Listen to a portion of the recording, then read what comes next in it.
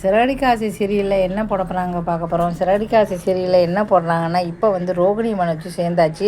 ஏன்னா வீடை விட்டு வெளில வந்தோம் அப்படின்னா மனோஜ் வந்து கடையில் உட்காந்துட்டாரு. ரோகிணி வந்து வந்துட்டாங்க. ஆகா, மனோஜ் இப்போ தனியாக இருக்கான், இதுதான் ஒரு சரியான சந்தர்ப்பம்னு சொல்லி சேர்ந்துட்டாங்க. இப்போ நைஸாக வந்து சொல்லி கொடுக்குறாங்க, வீட்டை விட்டு வெளில வந்துட்டோம் அப்படின்னு சொன்னேன், நான் சொல்கிறபடி செய் மனோஜ் அப்படிங்கிறாங்க. சொல்லு ரோகிணி அப்படிங்கிறாங்க. நீ வந்து இந்த வீட்டை வந்து பார்த்தீங்கன்னா நம்ம ஏதாவது பில்டருக்கு வந்து கொடுக்கலாம். அப்போ 4-5 மாடி மாட்டுவாங்க.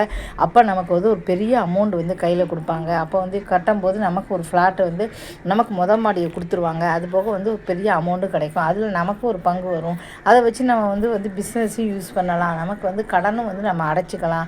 அப்போ நிறைய ரூபா கிடைக்கலாம். அப்போ 5-6 கோடி தருவாங்கன்னு சொல்கிறாங்க. நிஜமாவா? ஆமாம், அருமையான உடனே அப்போ வந்து ரோகிணி சொல்கிறா, அதெல்லாம் வந்து மனோஜ் சொல்கிறாரு, அதெல்லாம் வந்து நமக்கு 5 பைசா வர, இதனால் அப்படி சொல்கிற அப்படிங்கிறாரு.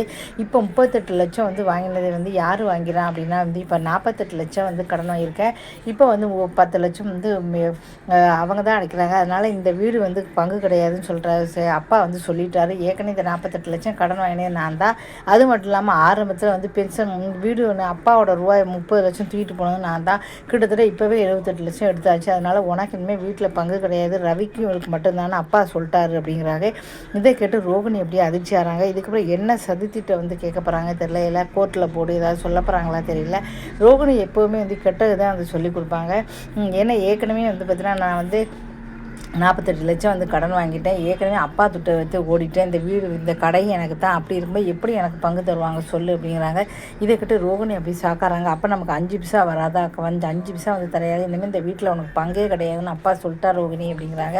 உடனே ரோகிணி வந்து யோசிக்கிறாங்க. கண்டிப்பாக வந்து பார்த்தீங்கன்னா கிரிமினலாக ஏதாவது வந்து யோசித்து அந்த குடும்பத்தில் எவ்வளோ தூரம் சண்டை இழுக்க முடியுமோ அவ்வளோ தூரம் வந்து சண்டை கண்டிப்பாக வந்து இழுப்பாங்க. ஏன்னா அவங்களுக்கு அதுதான் வந்து பேர். இப்போ வந்து ரோகிணி இல்லைன்னா இப்போ பணம் இல்லை அப்படின்னு தெரிஞ்ச உடனே மனோஜை விட்டுட்டு போகிறாங்களா அப்படின்னு வந்து தெரியல, என்ன முடிவு எடுக்க போகிறாங்க தெரியல. இப்போ வந்து ஆனால் அதிர்ச்சி ஆகிட்டாங்க. இந்த பக்கம் வந்து பார்த்தீங்கன்னா இப்போ வந்து பார்த்தீங்கன்னா பணத்தை வந்து கட்ட போகிறது யார் அப்படின்னா மீனாவும் முத்துவும் தான் பணத்தை வந்து கஷ்டப்பட்டு ஏற்கனவே 10 லட்சம் வந்து கட்டியிருக்காங்க. இன்னும் 38 லட்சம் அவங்க தான் வந்து கட்ட போகிறாங்க. அதனால் வீடு வந்து அவங்களுக்கு தானே உண்டு, நமக்கு எப்படி வரும்னு சொல்லு அப்படிங்கிறாங்க. இதை கேட்டு வந்து பார்த்தீங்கன்னா அது ரொம்பவே ஷாக் ஆகிடுச்சு சொல்லலாம். ஆகா, பெரிய அமௌண்ட் வரும்னு நினச்சோமே, இப்படி போச்சு அப்படி சொல்லி அதிர்ச்சிறாங்க. இதுக்கப்புறம் என்ன நடக்க போகுது அப்படிங்கிறத பொறுத்து வந்து பார்க்கலாம். இதே மாதிரி நிறைய சீரியல் இருக்குது. தொடர்ந்து என்னுடைய சேனலை வந்து தொடர்ந்து வந்து பாருங்கள். நன்றி.